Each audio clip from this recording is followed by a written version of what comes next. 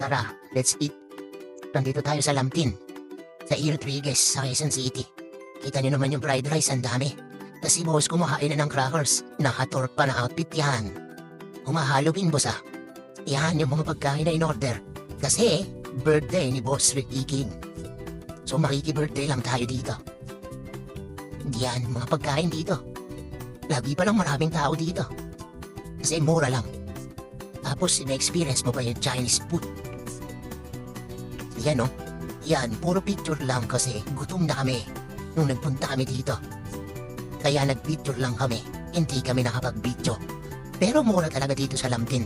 Subukan nyo, kaso maraming tao. Paunahan na lang. Tsaka, pwede din kayo magpa-reserve. Yan yung mga picture namin, kitang-kita nyo naman. Halos pare-parehas lang yung shots ni Kuya. Bye!